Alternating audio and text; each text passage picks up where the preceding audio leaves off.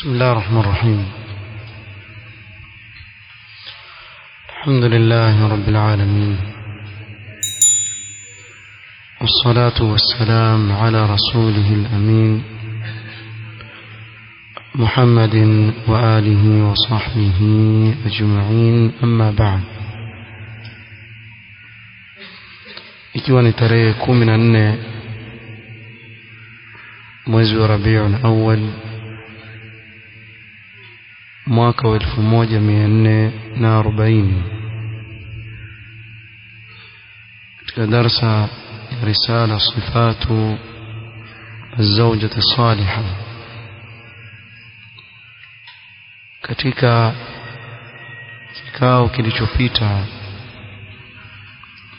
tulianza albabu al-awwal, idhamu haqqi az-zawji. Tulianza mlango wa kwanza unaozungumzia haki kubwa aliyopewa na Allah subhanahu wa ta'ala mwanamume juu ya mkewe, na tukataja aya zilizozungumzia sababu za Allah subhanahu wa ta'ala kumpa haki hizi.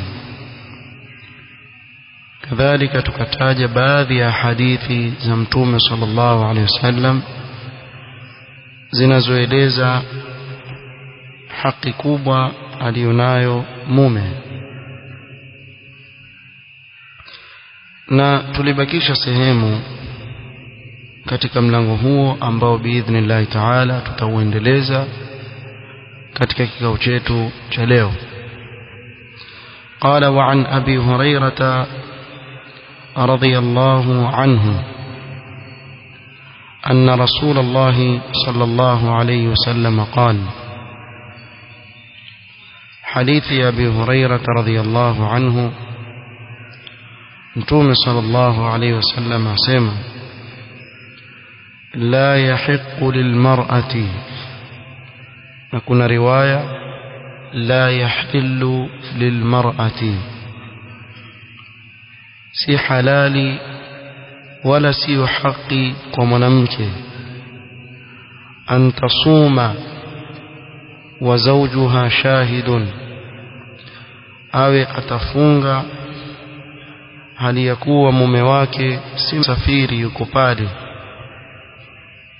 Si halali kwa mwanamke kufunga wakati mume wake si msafiri, illa biidhnihi, isipokuwa kwa idhni ya mume.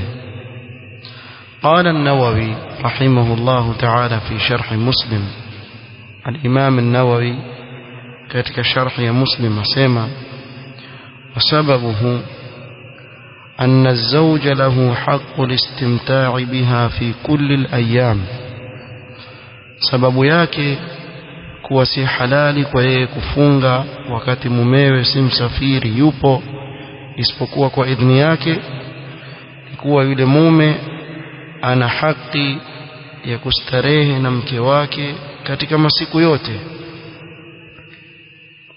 Wa haqquhu fihi wajibun ala al-fawr, na haki ya mume katika hilo ni wajib, tena kwa pale anapomhitajia. فلا يفوته بتطوع ولا بواجب على التراخي.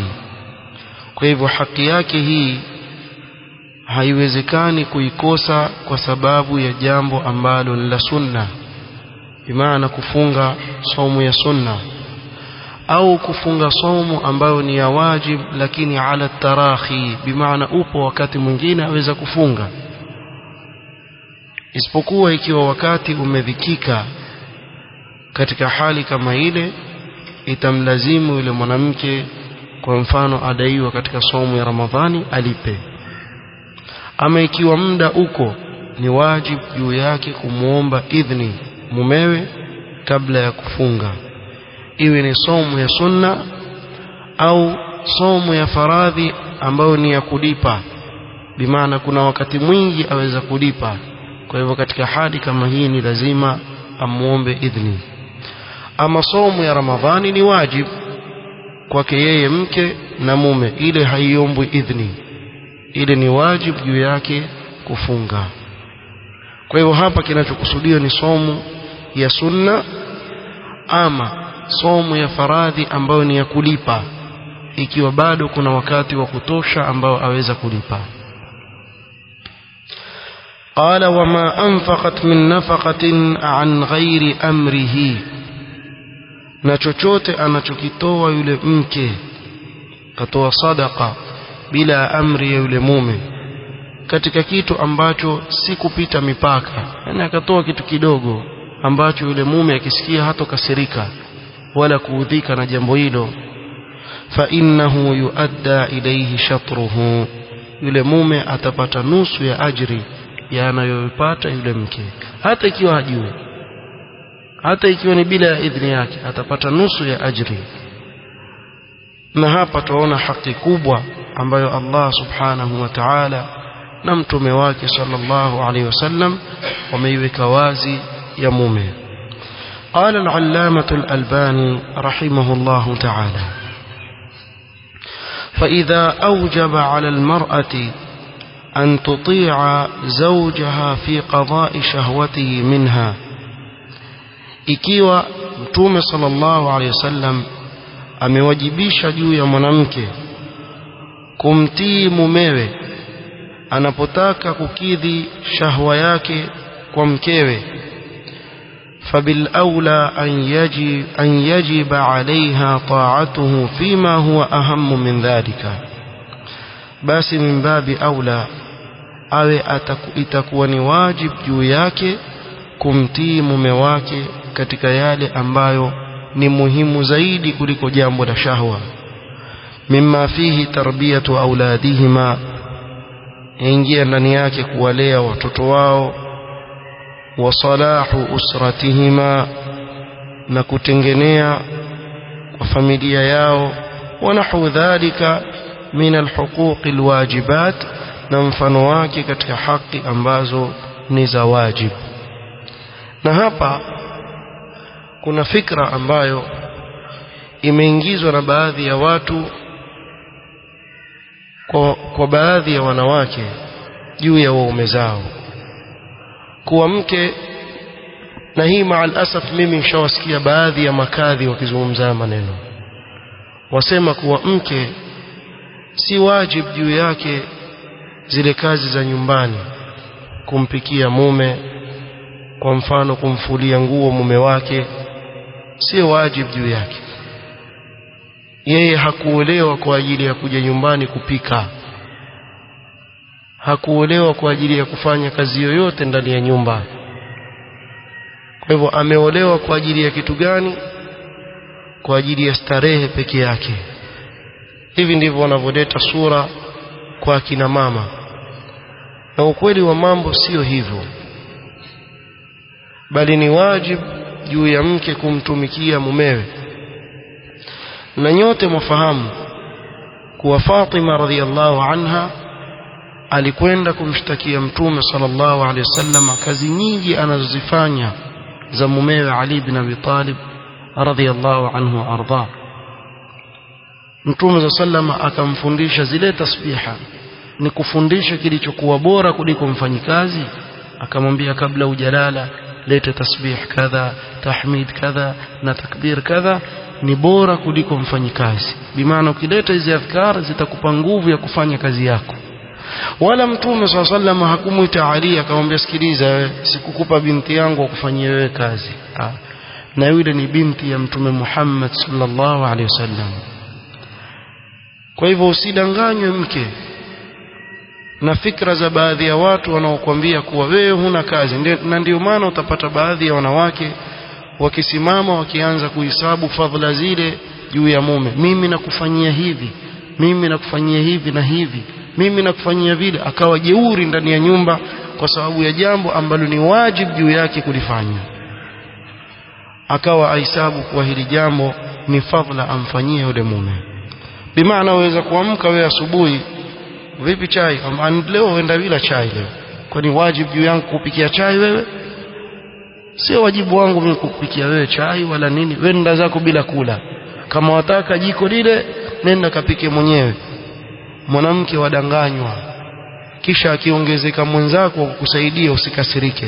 Na kuna fikra hii nyingine mbovu ya wanawake waliolishwa kuwa hawataki kabisa kitu kinachoitwa taaddud az-zawjat, kwa ile mume aongeze mke juu yake.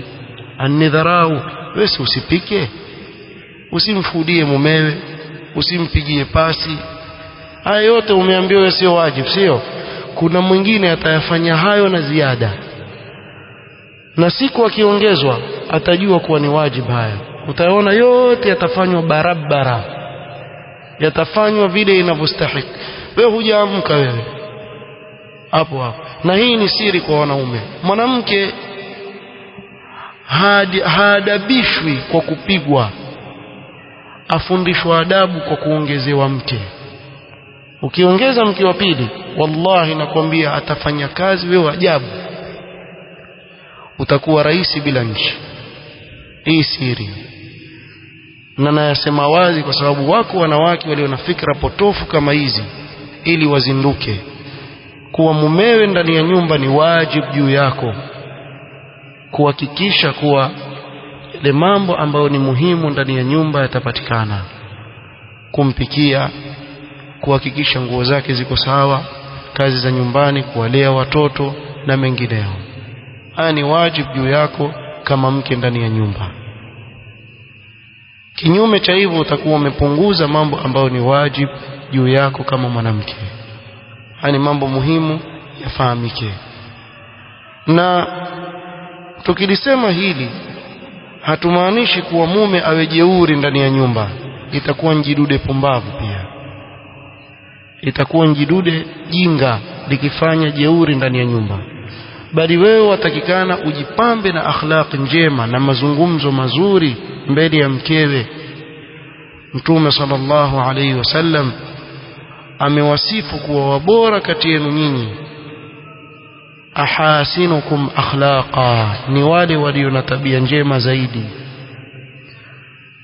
Kisha akataja kuwa wa khairukum li ahlihi, na wabora kati yenu nyinyi ni wale walio wabora kwa wake zao. Ikiwa na tabia zozote njema unazozifanya kokote kule, basi ujue mkewe ana haki zaidi ya kufanyiwa tabia hizo njema. Na hapa tukizungumza tuwazungumzia wale wanaofanya makosa haya. Haimaanishi kuwa wanawake wote wako sawa eti katika kupunguza uwajibu ulio juu yao kwa waume zao. La, wako wanawake ambao watimiza majukumu yao, na wako wanaume ambao ni wakorofi ndani ya manyumba, wakapata wanawake wazuri wa tabia, walioshika dini yao, wanaoishi na wao vizuri, lakini ukimwangalia yule mume korofi, hakuna kama yeye. Lakini ile siku ambayo yule mke atasema bwana, hapa tulipofikia tosha, ndio utamwona iwalia, nende wapi, fanya nini? Siniwaambia hii ofisi yangu kuwa hapa napata mambo mingi ya ajabu ajabu, mengi sana. Niliwapa mfano wa mmoja amekuja hapa, alia, asema mke wake anamuondokea na watoto. Sasa nitafanya nini? Mnajua sababu kila siku warudi nyumbani saa 7 saa 8 za usiku, alagati marungi, kila siku alagati na marungi. Ikifika saa 8 za usiku, saa 7 saa 9 ndio aingia nyumbani. Mkewe akusubiri siku ya kwanza, siku ya pili, wiki mbili. Sasa maisha gani hatuishi? Na wewe pia una majukumu yako. Wala hunna mithlu alladhi alayhinna bilma'ruf, na wao pia wana haki zao kama vile wewe una haki, vile vile yeye ana haki zake. Ingawa walirijali alayhinna daraja. Ile bwana mkewe akamkimbia, tosha, amechoka. Mwisho ikabidi kuachana, na alikuwa jeuri mwanzo akiwacha. Kwani nini? Wako wengi. Kamwacha mkewe. eda ikesha, kumbe kulikuwa na mwenzake. Na hiki kisa niliwahi kueleza hapa. Mwenzake katika wale alikuwa akikaa na wao maskani, alikuwa akimsikia akisema, mke wangu ana subra bwana, fanya subra, mimi namsumbua lakini ana subra. Kumbe yule yuamuotea. Ilipokwisha eda, kapeleka posa, harusi imetangazwa. Wallahi rabbi, amekuja hapa msikitini yualia machozi. Mimi sielezi qissa, kweli kaja hapa yualia. Walia nini? Namkosa mke. Kumbe sasa ndio ulikuwa wajua yule mke alikuwa na fadhila kubwa sana. Sasa ndio wakumbuka. Almuhimu alimkosa kweli, na alimuoa rafiki yake aliyekuwa kiketi naye maskani. Na usifikirie yule ataketi maskani tena ndio basi. Maskani zako za marungi utakaa nazo mwenyewe. Watu wataondoka tu katika marungi yako. Kwa hivyo pia upande wa wanaume wasisikie maneno haya wakaanza kufura vichwa, ikawa wao hawatekelezi yaliyo wajibu juu yao. Hili naomba lifahamike. قال الحافظ في الفتح: وفي الحديث أن حق الزوج آكد على المرأة من التطوع بالخير. katika hadithi hii kuwa haki ya mume imetiliwa mkazo zaidi juu ya mwanamke kuliko kufanya sunna katika khairi, swala za sunna, somo za sunna. لأن حقه واجب، وسبب حق يولي مؤمن واجب، والقيام بالواجب مقدم على القيام بالتطوع. نمت kulisimamia jambo la wajib hutangulizwa mbele kabla ya jambo la sunna, kama kabla ya jambo linalopendekezwa. وسئل شيخ الإسلام رحمه الله عن رجل له زوجة. شيخ الإسلام aliulizwa swali kuhusu bwana mmoja ana mke, tasumu an-nahar wa taqumu al-layl, mchana mwanamke huyo hufunga na usiku halali kwa ibada, simama kisimamo cha usiku. wa kullama da'aha ar-rajulu ila firashihi ta'ba alayhi, na kila mume anapomuita katika tandiko lake humkatalia, ile mwanamke ukataa. وتقدم صلاة الليل وصيام النهار على طاعة الزوج, na atanguliza kufunga kwa mchana na kisimamo cha usiku juu ya taa ya mumewe. Fahal yajuzu dhalika, je jambo hili la juzu? Faajaba, akajibu Sheikh al-Islam na kusema, la yahillu laha dhalika biittifaqi almuslimin, si halali kwa huyu mwanamke jambo hilo kwa ittifaqi ya Waislamu. Bal yajibu alaiha an tuti'ahu idha talabaha ila alfirashi, bali ni wajib juu yake mwanamke kumtii mumewe anapomuita katika tandiko lake. Wadhālika fardhun wajibun alaiha, na hii ni faradhi na ni wajibu juu yake. Wa amma qiyamul layli wa siyamun nahari fatatawwu'un, ama kisimamo cha usiku na kufunga mchana ni jambo la pendekezwa, ni la sunna. Fakaifa tuqaddimu mu'minatun linnafilati ala alfariida, vipi mwanamke wa Kiislamu mu'mina atatanguliza jambo la sunna juu ya jambo ambalo ni la faradhi? Qala walaysa ala almar'ati ba'da haqqi Allahi wa rasulihi aujaba min haqqi zawji, na mwanamke hakuna haki juu ya mwanamke baada ya haki ya Allah subhanahu wa ta'ala na mtume wake sallallahu alaihi wasallam ni kubwa zaidi kama haki ya mume wake. Mume wake ana haki kubwa sana juu ya yule mke baada ya haki ya Allah na mtume wake, bimaana zaidi na juu ya haki hata ya baba yake aliyemzaa na mama yake. Na hapa pia tuona kosa lingine ambalo huwa ni sababu ya kuvunja familia, na haya ni mambo ambayo twayaona katika mujtamaa wetu. mtoto wa kike ameolewa lakini bado ameweka taa ya wazazi wake juu ya taa ya mume wake. Bimaana aweza kukurupuka tu amwambia mumewe, hivi mimi nenda zangu nyumbani leo, kuna karamu, mimi nakuhitajia usiondoke. Mimi nishaambiwa na babangu na mamangu siwezi kuwavunda, kama wewe utaki shauri yako. Sikia maneno haya yafanyika. Ama ghafla tu aambiwa mume, mimi kesho nasafiri. Kwenda wapi? Nda zangu Dubai. Na nani? Na babangu na mamangu. Mimi sikupi ruhusa. Mimi naambiwa na babangu na mamangu waniambia wewe nipe ruhusa. Nitakwenda. Kwa nini? Kwa sababu babangu aniambia na mamangu. Ukishaolewa mama, hayo ya baba na mama mwanzo yaweke kando. Uwajibu wako ni kumtii mumewe. Na majumba mengi yameharibiwa na mababa na mamama ambao wafanya kitendo kama hiki. Mengi sana yakaharibiwa na hali kama kuingilia maisha ya mtoto wao wa kike ndani ya nyumba. Ukaona bado wafuatiliza tu, usifanye hii, fanya hii, usifanye, usimkubalie hii. Kisha awe yule baba basi Allah amemfungulia katika dunia, ndiyo balaa kabisa. Funguliwa katika dunia, alafu akawa hana dini, hajui dini, akili yake ndogo. Ndio utasikia yale maneno ya jeuri tuliyozungumza siku zile, kuwa hajanishinda binti yangu hata unifanyie hivyo. Na wala si mateso, ni kuwa ataka amtie, awe chini ya amri yake.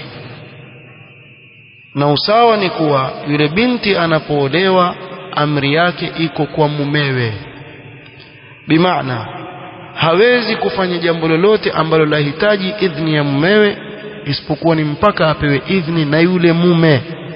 Sina baba wala mama. Baba na mama baada ya binti yao kuolewa hawana haki kwa yule binti kama aliyonayo mume. Na hili ni muhimu sana lieleweke. وعن معاذ بن جبل رضي الله عنه قال قال رسول الله صلى الله عليه وسلم لو تعلم المرأة حق الزوج، لو كما mwanamke angelikuwa yajua haki ya mumewe, ما قعدت ما حضر غداؤه وعشاؤه حتى يفرغ، asingelikaa chini wakati mumewe yuwala ghada yake, yani chakula chake cha mchana, ama asha, chakula cha usiku, mpaka amalize kula yule mumewe. Yani ingelikuwa yajua haki yake ilivyokuwa, angelikuwa yuko pale amuhudumikia. Kuna kipi kimpungua? Wataka maji? Yeye hapa. Wataka nini? Nikuongezee chakula hiki. Wengine aingia basi nishakupikia, utapata huko ndani hotpot nini ziko huko ndani. Kama wataka kukanza kuna microwave, weka hapo ndani, weweka. Mimi niko huko ndani Mume huyo akaribishwa ndani ya nyumba huyo. Kisha huyo mwanamume maskini ingia zake jikoni, apakuwa mara nkingi, mara kidogo, mara mtuzi amejaza kama supu, mara si kazi yake. Mwisho akiingia yuala, akimaliza afagie vizuri pale, aokote vyombo akavioshe, viweke. Mkewe ampumzika huko ndani. Sawa, shukran mama, umpika kweli.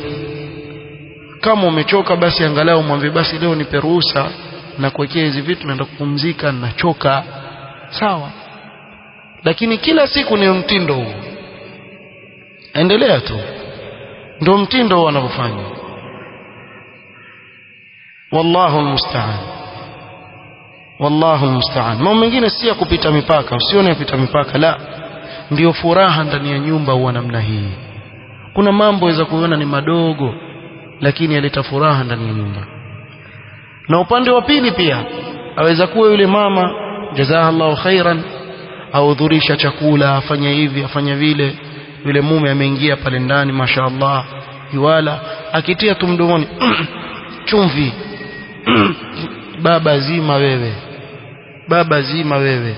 Ikiwa hutaki kula basi nyamaza, usitie aibu.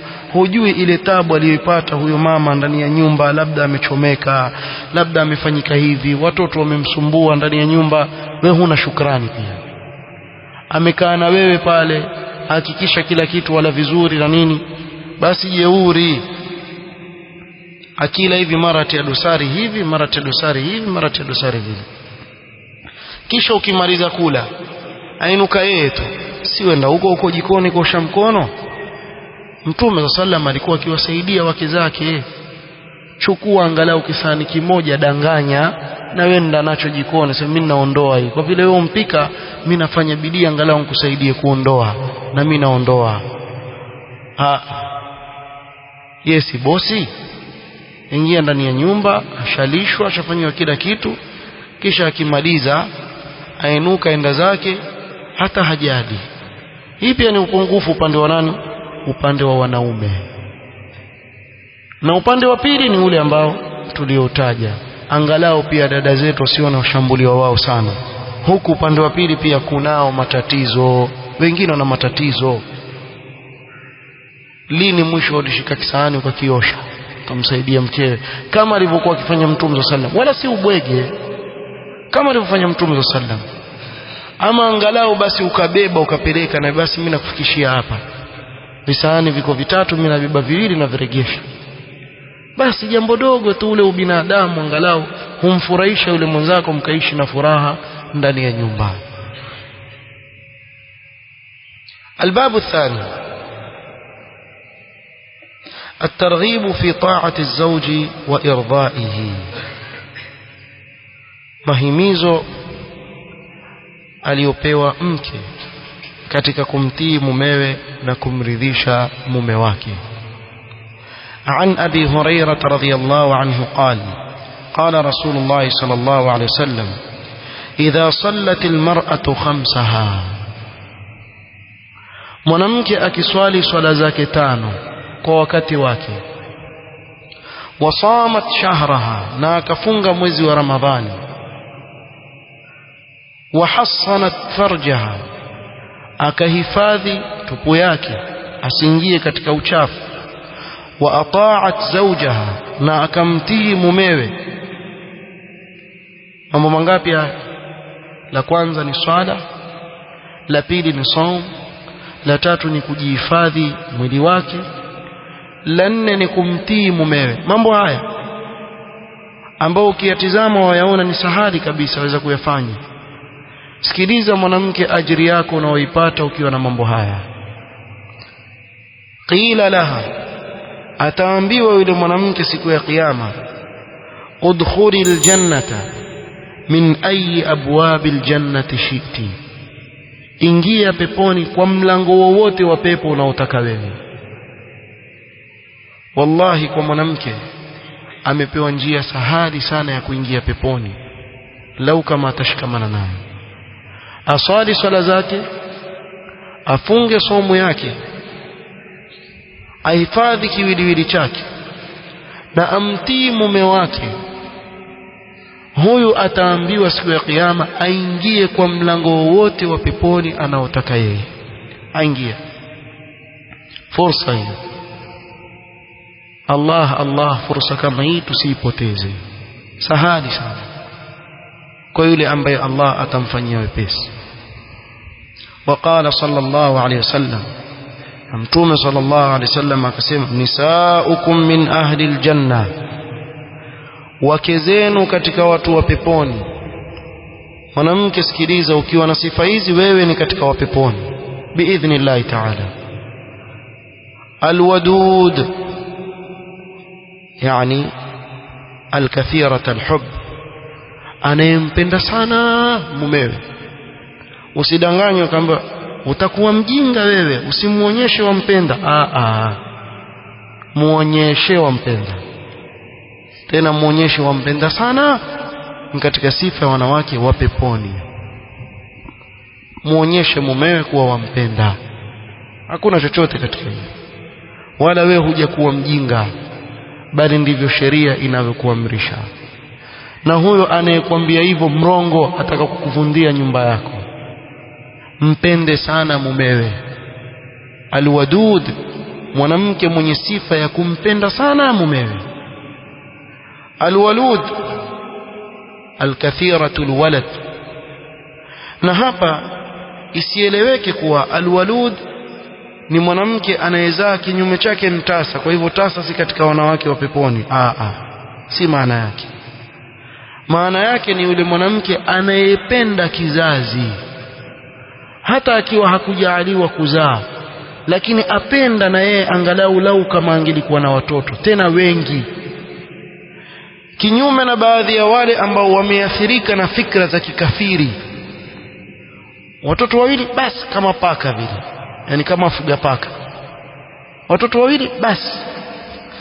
Watoto wengi wakaziana, maisha magumu. Wasikia wazungumza maneno ambayo yazungumzwa na makafiri, si Waislamu. Maneno kama haya, kufaru wao baba na mama wakishazaa mtoto mmoja wao wametosheka.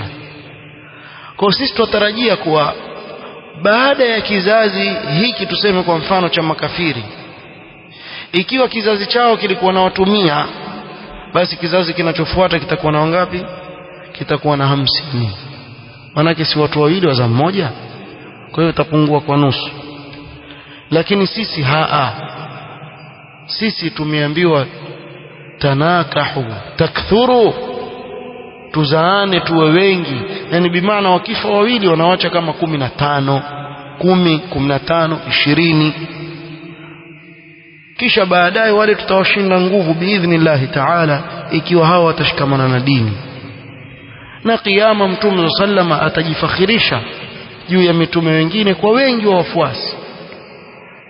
Kwa ikiwa yule mwanamke ni katika wale ambao sasa mitosha sizai tena, ujue si katika wanawake wa sifa za wanawake wa peponi. Huyo si katika sifa za wanawake wa peponi. Wa peponi ni wale ambao wapenda kizazi, isipokuwa iwe afya yake haimruhusu kuzaa kila wakati. Sasa huu ni mwingine, lakini apenda kizazi. Sio wanawake watoto wamfika 5, wengi kweli 5. Wewe una wazimu, watoto 5 ni wengi. Wewe usifikirie maisha ya dunia haya, kila mmoja ataondoka. Waonaje wewe umeondoka, umewacha watu kama 20 huko nyuma wa kuombea wewe kila wanaposwali? Wewe umeondoka hapa duniani. Anas bin Malik radhiyallahu anhu wa ardhah, katika maisha yake aliona zaidi ya watoto 100 wake. Yeye peke yake amezaa zaidi ya watoto 100. Na katika taun iliyokuja Madina wakati wa uhai wake, kwa siku 3 akazika watoto wake 80. Yeye mwenyewe watoto wake 80 amewazika kwa siku 3. Wamefariki watoto 80 wake akawazika. Na Mtume sallama katika dua aliyomwombea Anas bin Malik radhiyallahu anhu, wa akthir auladahu, kithirisha watoto wake. Kama hili si jambo zuri asingemwombea Mtume sallallahu alaihi wasallam. Kwa hivyo walikuwa wakizaa watoto wengi. Na mtu anayezungumza hivi, pengine yeye katika familia yake wamezaliwa 10, 15, kisha yeye asema lakini maisha tabu. Na baba yako alikulea vipi wewe? Fanya heshima. Tena pengine hakusoma hata shule wa baba yako, lakini alikulea wewe na ndugu zako, akakutoa mjanja wewe wa kutaka watoto wawili, ukawa umeathirika na fikra kama hizo. Kwa hivyo katika sifa za wanawake wa peponi, alwalud. Kumsikia alwalud ndio maana yake, anayependa kuwa na kizazi, kuwa na watoto wengi. 10 ikiwezekana 15 lete, 20 lete, hakuna shida yote bwana. Kuna shida yote. Wewe lete, Allah atawapa riziki yao. Usiwasikie wale wanaokuambia kwa alafu maisha magumu. Kila mmoja atakuja na riziki yake, si wewe unayetoa riziki. Wewe fanya asbab na Allah ataleta njia zake. Al-aud, na hii itafasiriwa na Mtume sallam, al-aud ala zawjiha. Nini maana yake? Mtume sallam asema allati idha ghadiba, ni yule mwanamke ambaye anapoghadhibika mumewe, jaat, atakuja yule mke, hatta tadaa yadaha fi yadi zawjiha, mpaka aweke mkono wake juu ya mkono wa mumewe. wataqulu kisha amwambie mumewe la adhuqu ghamdan hatta tarda mimi leo sionji usingizi mpaka uridhie mpaka unisamehe mpaka uridhie nawezekana kuwa yule mume ndiye mwenye makosa lakini hajijui kana ana makosa ana hasira kubwa lakini wewe fanya hivyo si ujinga kisha akishatulia siku ya pili mkiwa mwala mmetekeshana mali basi mume wangu angalia pale jana ilikuwa umefanya makosa basi pole mke wangu haya shaisha ndio yafanywa hivyo huwa watu waishi namna hiyo sio wana hasira na wajifanya pia na hasira utawaka moto pale mwenzako akiwa juu wewe kuwa chini na siku nyingine wewe utakuwa na hasira yeye atakuwa chini lazima mkubaliane jambo hilo kwa hivyo yule mwanamke ambaye mumewe anapokasirika humshika mkono na kumwambia mimi sionji leo usingizi mpaka nihakikishe mume wangu umeridhia na subhanallah fanya hivi uone namna itakavyokuwa raha ndani ya nyumba na ule utulivu ambao Allah atawapa ndani ya nyumba dini yetu haikuacha kitu bwana sunna haikuacha jambo sunna ya mtume sallallahu alaihi wasallam lau kama watu wataifuata kisawasawa haihitaji makongamano ya mapenzi na sisi tufanye makongamano ya mapenzi kwa mwaka mara 2 siyo mara 3 njoo na mkeo tena ambaye uje na mkeo kwa siku moja tu la watu watakana waelimishwe hii ni sunna ya mtume sallallahu alaihi wasallam hivi ndio Qur'an inavyotuamrisha hivi ndio sunna inavyotuamrisha na hii ilmu watakana wapewe waume kwa wake wafundishwe namna gani mtume sallallahu alaihi wasallam ametufundisha kuishi na wake zetu na lau kama watu wataishi katika sunna biidhnillah ta'ala nyumba zitakuwa na utulivu mkubwa sana na furaha na saada mpaka watakapoondoka hapa duniani wallahu musta'an الباب الثالث إن شاء الله نجي katika kikao kitakachokuja نكتفي بهذا القدر والله تعالى أعلم سبحانك اللهم وبحمدك أشهد أن لا إله إلا أنت استغفرك وأتوب إليك وبارك الله فيك